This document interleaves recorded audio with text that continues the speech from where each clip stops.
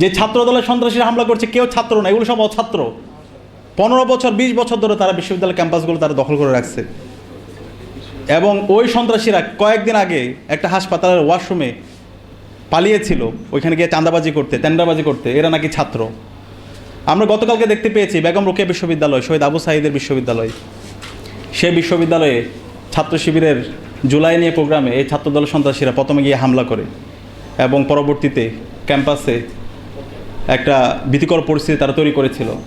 আমরা একই সাথে শুনতে পেয়েছি ঢাকা আলিয়া মাদ্রাসায় যে মাদ্রাসা শিক্ষার্থীরা এই জুলাই বিপ্লব অগ্রণী ভূমিকা পালন করেছে, সেই ঢাকা আলিয়া মাদ্রাসায় নিয়মিত শিক্ষার্থীদেরকে বের করে দিয়ে তারেক জিয়ার গুন্ডা বাহিনী ছাত্রদল শিক্ষার্থীদেরকে হল থেকে বের করে দিয়ে সেখানে তালা মেরে অছাত্র কুছাত্রদেরকে তারা হলে তোলার জন্য পয়তারা করছে।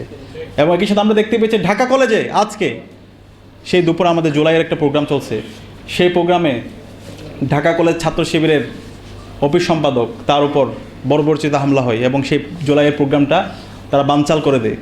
এই ছাত্র দলের মধ্যে আমরা ছাত্রলীগের প্রতিচ্ছবি দেখতে পাচ্ছি। আর জুলাইয়ের প্রোগ্রাম তোদের এত ভয় কিসের? এই ছাত্র দলের সন্ত্রাসীরা, এই বর্তমান সরকার, বর্তমান তারেক যে সরকার, তারা জুলাইকে ধারণ করে না, তারা জুলাইয়ের শহীদদেরকে ভয় পায়, শহীদ পরিবারকে ভয় পায়। আমরা দেখেছি 18ই জুলাই যখন এদেশের মুক্তিকামী ছাত্র জনতা রাজপথে নেমেছিল, মাদ্রাসা শিক্ষার্থীরা যখন রাজপথে নেমেছিল, প্রাইভেট বিশ্ববিদ্যালয়ে আমার ভাই বোনরা যখন রাজপথে নেমে জীবন দিচ্ছিল, সেই সময়ে এই বিএনপির মির্জা ফখরুল ইসলাম আলমগীর কী বলেছেন সেটা আমরা জানি। সেদিন বলেছে ছাত্রদের যে আন্দোলন সেটার সাথে আমরা নাই। তারা এই জুলাই বিপ্লবকে ধারণ করে না।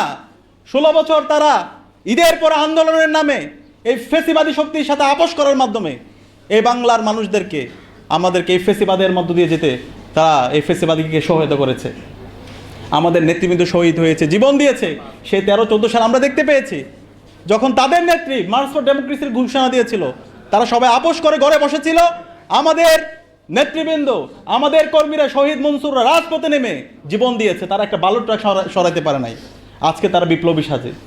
এবং এই বিপ্লবের কঠিন সময়গুলোতে আমরা ইসলামী ছাত্র শিবির আমরা এই আন্দোলনের নেতৃত্ব দিয়েছি।